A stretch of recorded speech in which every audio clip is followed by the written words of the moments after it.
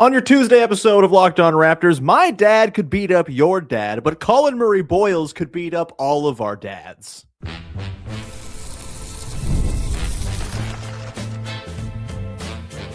You are Locked On Raptors, your daily Toronto Raptors podcast, part of the Locked On Podcast Network, your team every day. Hey, what's going on? And welcome to another episode of Locked On Raptors, part of the Locked On Podcast Network, your team every day. It is Tuesday, January the 6th, and I am your host, Sean Woodley. I've been covering the Toronto Raptors now for 12 seasons on various platforms. You can find all my work over on Blue Sky. You can find the show on Instagram. You can join us in the Locked On Raptors Discord server. Link in the description of the podcast. 100% free to join. And it's a great place to come hang out, especially when the Toronto Raptors are winning basketball games. Come be part of our listener community. 100% free to do that. You can also sign up for the Locked On Raptors Every Dayer Club for just $5 a month, $50 a year. You get ad-free episodes of the show every day and access to a full Locked On Discord with Locked On listeners from all across the land. Link also in the description of the podcast. Today's episode is brought to you by Gametime. Download the Gametime app. Create an account. Use the code LOCKEDONNBA for $20 off your first purchase. And we're off and running here on your Tuesday edition of the show, talking about a 118-100 win over the Atlanta Hawks to complete a dominant 4-game season sweep of the Hawks for your local basketball team, outscoring, I believe, by nearly 17 points per game over the course of these 4 beatdowns. Very fun stuff that the Raptors have kind of proven the Hawks are frauds. Very good stuff in my books as someone who has never once believed in the Atlanta Hawks and never will, mind you. We will get into Collin Murray-Boyles being extremely awesome. We'll get into the balance on display for this team and kind of why it's this team's superpower. We got the good, the bad, and all that stuff coming up. But yeah, we should start with Collin Murray-Boyles, who I think in this game had his best game as a pro. And look, I've said this like maybe 3 or 4 times in just the last couple of weeks. He just keeps on stacking career best performances on top of one another. But in this game, I mean, in particular in the first half, some like truly transcendent stuff from him on the defensive end of the floor. Just incredible for a rookie who is 6'7", who is playing center behind a guy in Jakob Poeltl who has like 5-6 inches on him. It doesn't matter. Collin Murray-Boyles is playing huge. He looks completely at home on the floor next to NBA bigs, whether it's Kristaps Porzingis, whether it's Onyeka Okongwu. It doesn't matter who it is. He just looks totally comfortable. And I kind of want to start with this. I asked him after the game, a game in which he put up 17 points, 7 boards, 7 assists, 3 steals, 2 blocks, and was just everywhere defensively for the Raptors. I asked him if he's at all surprised about the level of comfort he's found up against NBA physicality.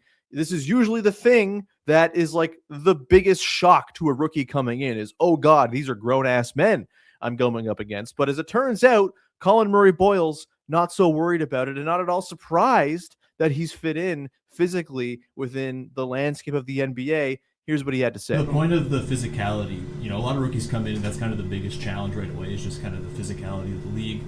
Are you surprised at all by how well it seems like you've held up against it? Am I surprised about me? Yeah, are you surprised how well you've been able to just kind of fit in physically with the rest of the NBA? Nah, I lift. No cocky stuff, but I tried my hardest to prepare for this moment, prepare to play against the best of the best. I mean, and it's a big physical aspect to that. And I feel like I prepare myself as much as possible and still trying to get stronger every day. Nah, I lift. Great answer. Collin Murray-Boyles, very good quote, very dry, very funny.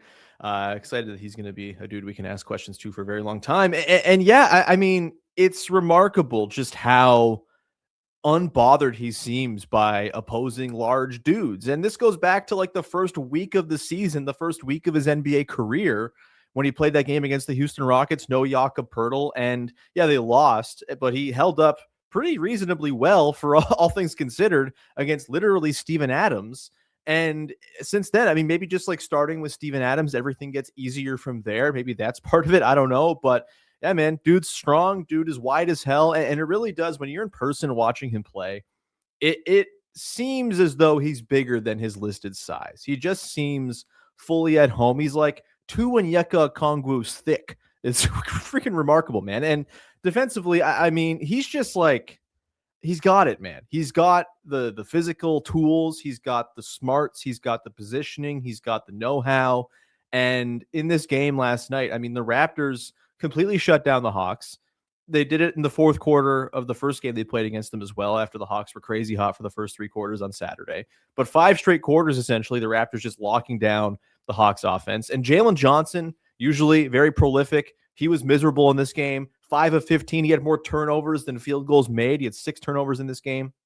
A lot of that was Scotty Barnes individual coverage, but Murray-Boyles had plenty of Jalen Johnson as well. And on top of that, the rim protection from Collin Murray-Boyles in this game was unbelievable. He had the 2 blocks. Felt like he contested 4, 5, 6, 7 shots at the rim and forced misses. And I mean, just the numbers bear it out too. The Raptors gave up 44.8% shooting at the rim in this game against the Hawks. That's crazy. It's one of the best rim defense games any team has played all season long per clean the glass. I believe a 4th percentile accuracy at the rim for the Hawks in this game. Not to mention the Raptors, did their thing where they suppressed transition and actually cost teams points in transition in this one. The Hawks, their offense in transition was worth 0.2 points added per 100 possessions.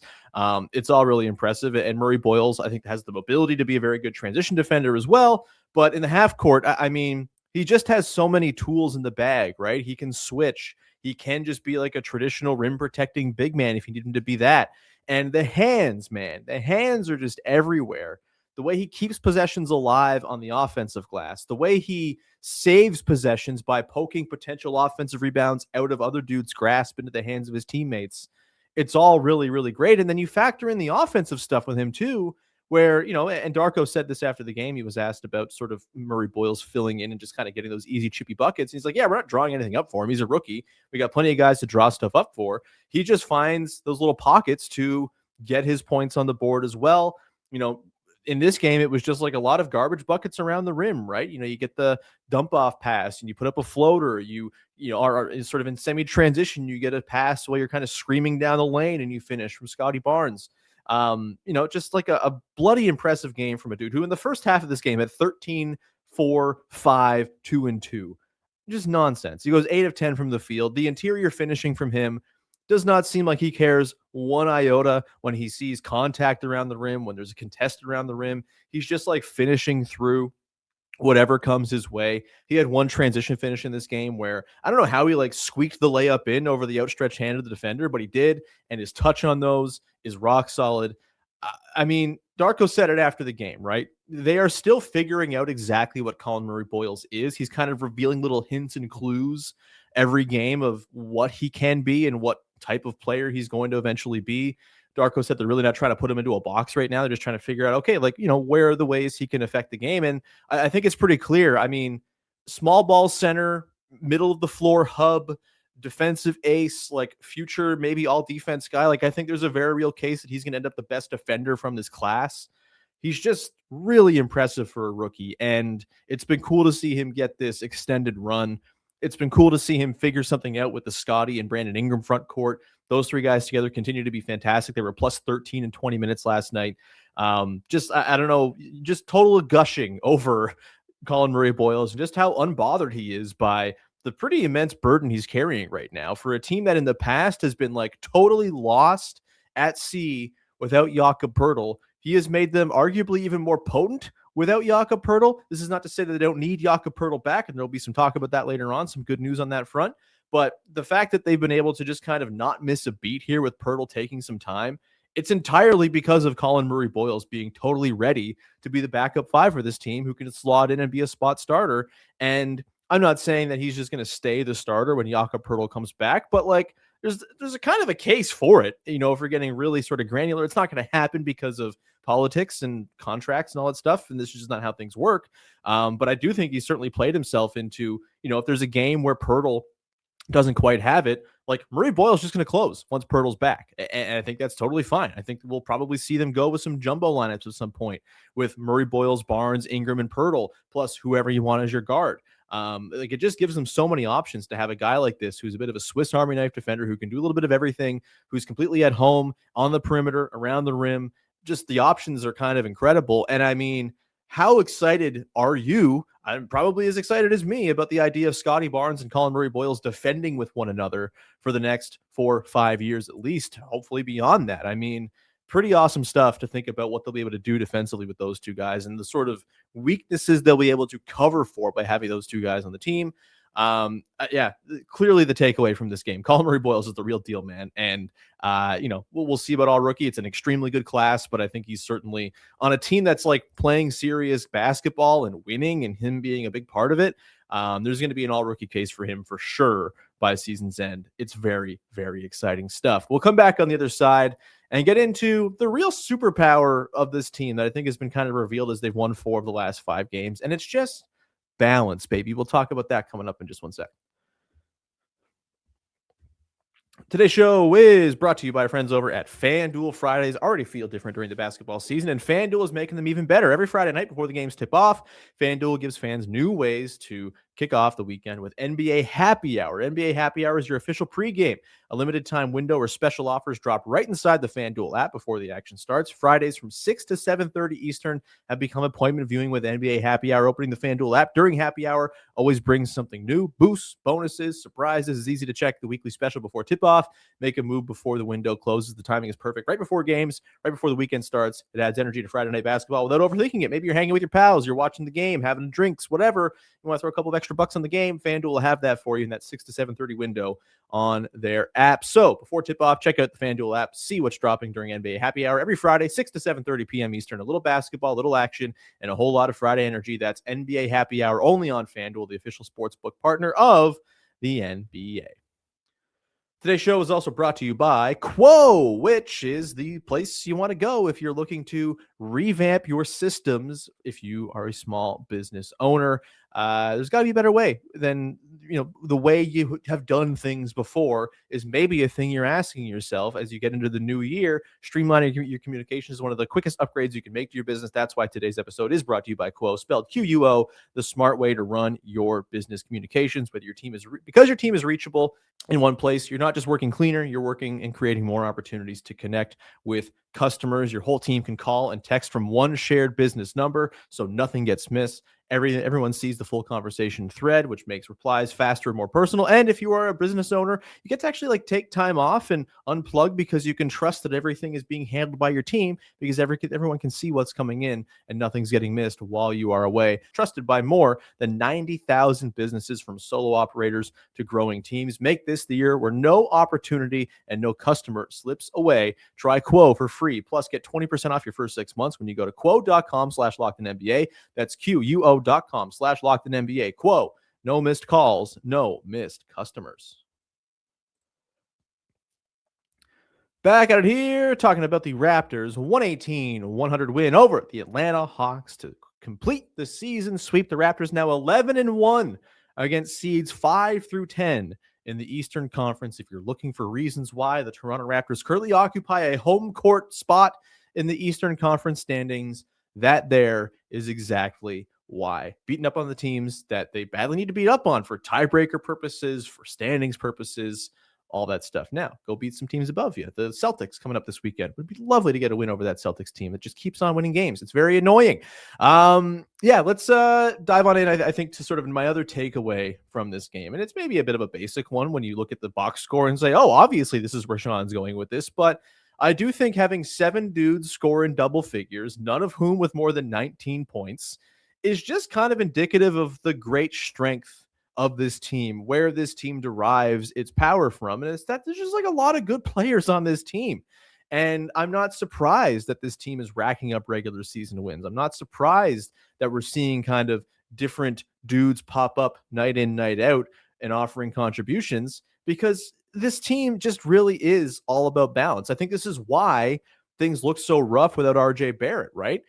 There's balance in the sort of roster depth. There's also balance in the way they play offense. And I think this team is just so much better off when they have a bunch of dudes who can kill you, and you're not quite sure anytime down the floor who's going to be the one to pull the trigger. And, this game, I think, was a really great example of the way this team can kind of navigate through 48 minutes of action and not really have huge down spells, right? Yes, they had those down spells when RJ Barrett was out because precisely this, right? Those pockets where RJ Barrett might have popped off were just vacant, and you weren't getting great contributions from guys like Jacoby Walter or Grady Dick or Ochai Agbaji, kind of leveled up into a role of responsibility that they maybe weren't totally equipped for. But RJ comes back, everyone goes down the totem pole a little bit, and all of a sudden, everyone's comfortable, and everyone has these little pockets of games where they can make something happen. For example, RJ Barrett in this game, pretty bad for 3 quarters, honestly. 2 of 10 from the field, didn't quite have it. Fourth quarter comes around, and when they needed it most, as the Hawks were kind of making a half-hearted push to get close in this game, RJ just kind of goes off. He hits a big wing 3. He ends up going for 12 points on 5 of 7 shooting in the fourth quarter when they needed that extra burst of offense to keep the Hawks at arm's length. That was great to see. And before that, you had Scotty Barnes navigating the game and kind of having moments where he was cooking dudes. I mean, there was a stretch, I want to say in the third quarter, might have been the second quarter, somewhere in the middle of the game where Scotty was just like, okay, various Atlanta Hawks defenders, I'm going to embarrass you now. He had one moment where he sized up Onyeka Okongwu on a switch and just totally like dribbled him inside out, got to the rim and finished. He had a beautiful step through at one point. There was one time where he got Vit Krejci on a deep seal early in the clock. Jamal Shed finds him with the entry. There's like 4 defenders almost converging on Scotty. He kind of spins away baseline, puts up the hook shot, scores, gets the and one. That was just like a series of a handful of possessions within, I think, of the third quarter where Scotty had the run of the game. Darko Rajakovic pulled Emmanuel quickly late in this game because of a couple of bad turnovers, and Dyson Daniels kind of really getting his number once Dyson Daniels was switched on to him. I thought quickly, though, in the first half, with Nickeil Alexander-Walker guarding him, actually had some moments where he was piercing the defense, getting downhill. He only had 1 assist in this game, but there were some secondary assists in there, some decent scoring moments in the first half. I think it was justified that he was pulled late. He just didn't have it against Dyson Daniels, had one really ugly turnover when it looked like things were getting a little hairy, and Jamal Shed and RJ Barrett came in and kind of shut things down. But you had that quickly first half where he hit a couple of threes. He was kind of keeping the offense flowing, and he had his moments. Brandon Ingram, we know, is just going to always kind of find those spots where he can affect the game, those pockets where the offense is slowing down. You just need something. He's there to do it. Ingram had a couple of just like very, very nasty undressings of Kristaps Porzingis in this game, who, by the way, big loser baby boy. Kristaps Porzingis very much on display in this game. Ingram with Kristaps on a switch, just kind of like dancing in and out for, just kind of getting him on his heels, gets up a beautiful fadeaway and scores early in the game. Like, just again, a lot of really encouraging stuff throughout this game that just kind of represent what the strength of this team is, or there are little pockets where everyone can kind of have their moment. Feels like Grady Dick, whenever he has moments, all of his points come in like a 5 or 6 minute burst. And that was kind of the case again last night.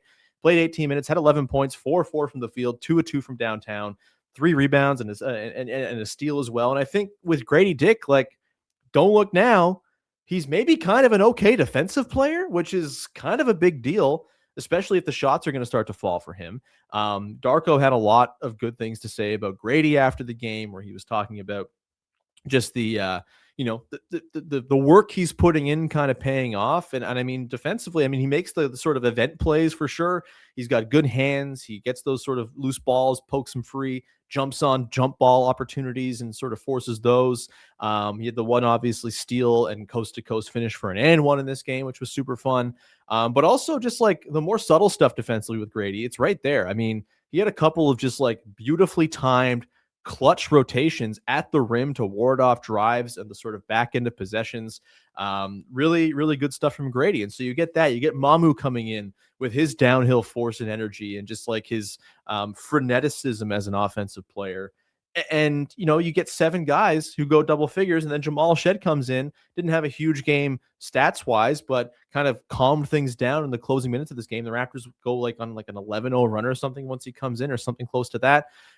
They win the minutes by 11 points when he comes in. Just, wildly impressive stuff from a team that just has a lot of guys. And once you get Jakob Poeltl back, this is only going to get even easier, right? Like, Poeltl, I think it's nice that he's going to come back to a team where he is not like fully dependent on to be everything at the center position. They have other things they can do. They have options they can play with, But you add Pirtle into the mix, and it's just going to give more spine to those second units. It's going to give Emmanuel quickly a proper pick and roll partner, and his impact is probably going to increase as a result. He's going to get loose for more pull-ups. He's going to be able to get in and kind of snake to that floater a little more effectively than he has without Pirtle. And just like the cascading effects of Pirtle coming back, everyone dropping down again in the role of responsibility, it's going to be a big deal. And look, who knows what this means for playoff equity. The playoffs and regular season are a very different thing. I'm very much of the mind of, hey, get to the playoffs first, then learn what you need and figure out who your guys are, who your playoff proof dudes are once you get there.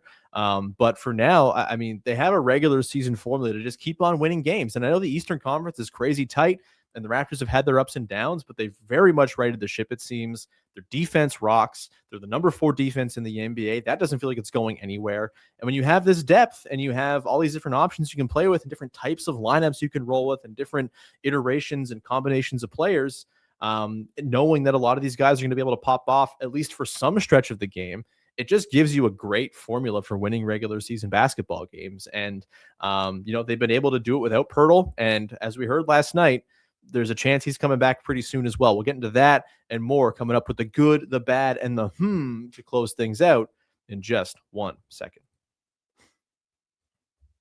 Today's show is brought to you by Gametime during basketball season. It's unlike being in the building, the energy, the crowd, the first big run that gets everyone on their feet, and Raptors fans have been going off so far this season. Been a lot of fun, really, really great atmospheres during some of these wins for the Raptors. If you want to be part of those atmospheres, you can go to Gametime and get your tickets. It's super easy. It's the place where you get your advantage back as a fan, making it incredibly easy to score amazing tickets, fast, simple, without the guesswork, and without like the extra hidden fees and all that stuff you get on the back end with other apps. Browsing the Gametime app is straightforward and intuitive. Finding tickets takes just a few taps. You see the view from your seat. You can see all the prices available. They even like indicate, hey, this is a good deal. This is not a good deal. You should pick this seat over this seat. They have zone deals, which help you unlock great seats. They pick the section, and you pick the section, they pick the seat, and you save a little money on that as well. And whether it's an NBA game or other live event, concerts, comedy shows, theater, baseball games, Blue Jays tickets are back on sale. You can go get your tickets for the Jays coming up this season with Gametime.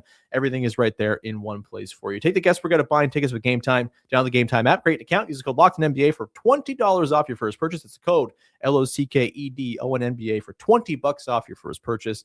Download the Gametime app today to get in on the action.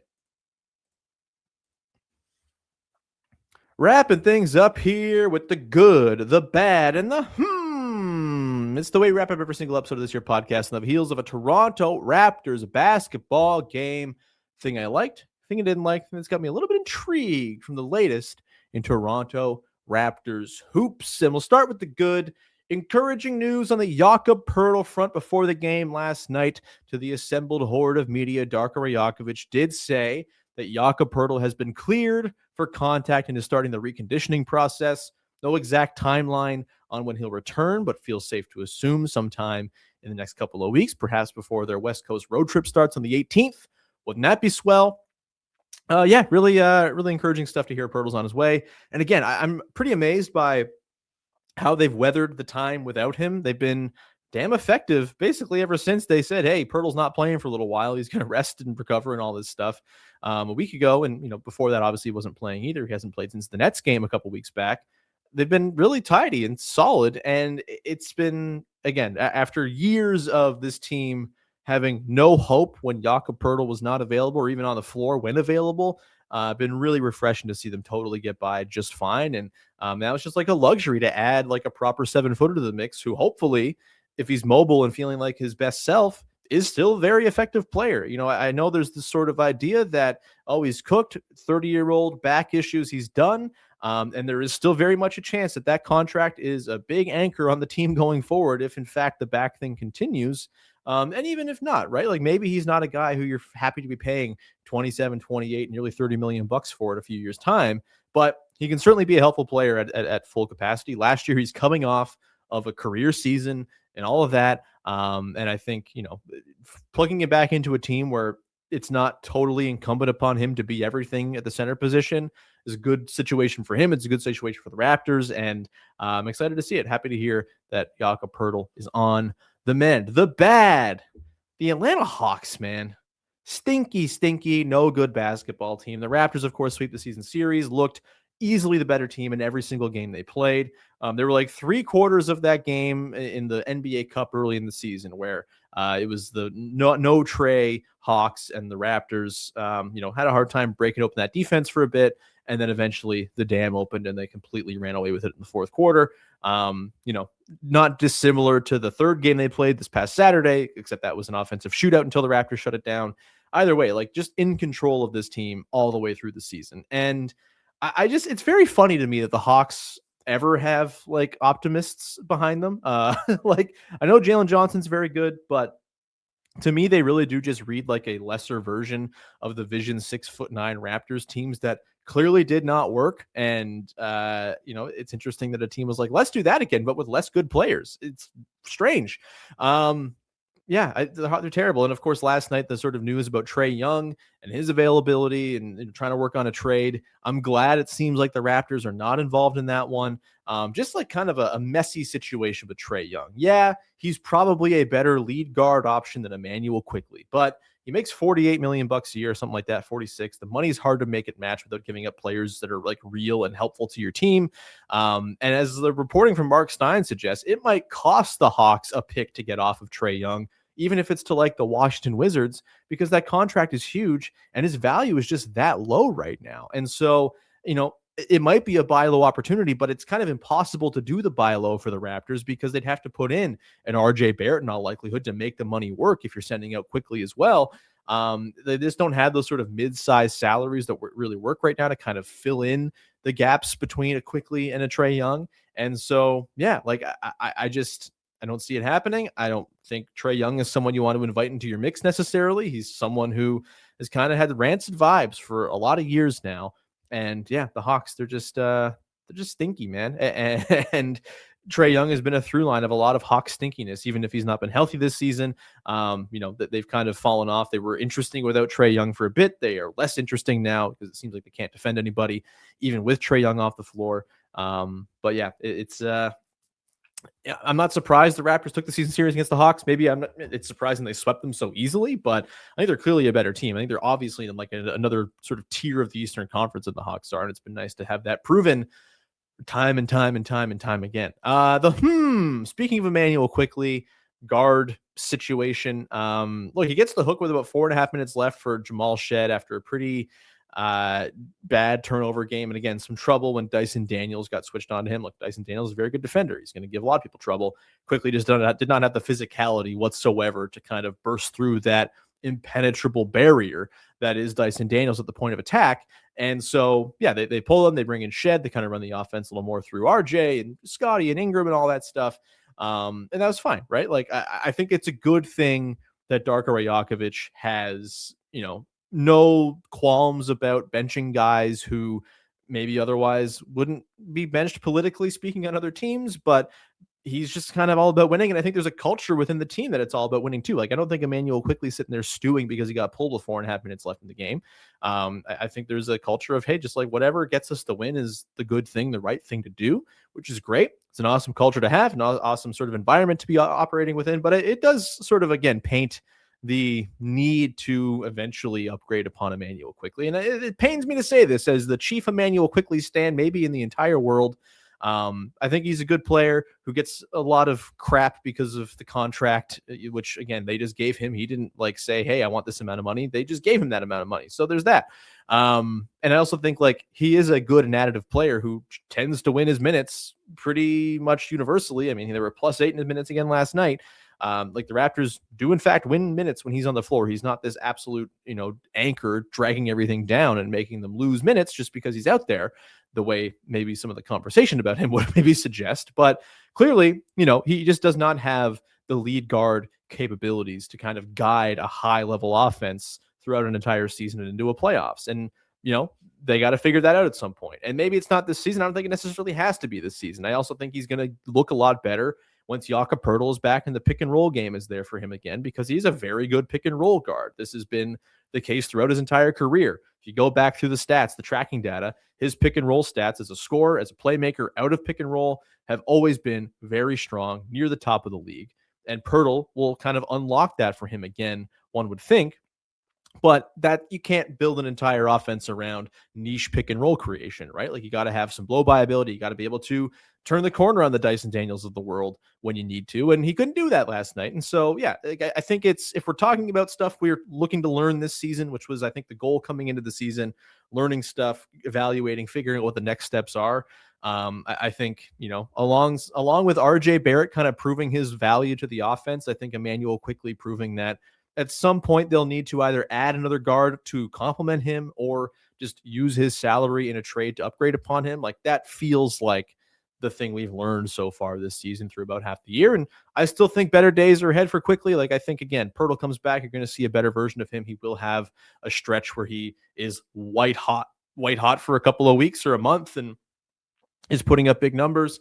But right now, yeah, like it's clear that, and I think Darko Rajakovic clearly thinks too, like, hey, if this guy were our clear, no doubt, everything flows through him lead guard, he wouldn't have gotten pulled late in that game last night, but he did. And that's the way it goes. We'll come back tomorrow on the show and continue to talk about your 2020 or 22-15 Toronto Raptors. Probably do a little mailbag on the show tomorrow. Also have a fun couple of guests lined up from the Wayne Embry apprenticeship program, which is very cool. And we'll talk a bit about that. If it's something you're interested in, we'll get into all the details of how you can apply for that. It's a very cool thing if you're looking to get into working for a team like the Toronto Raptors through the Wayne Embry apprenticeship. So yeah, we'll get to that tomorrow on the show.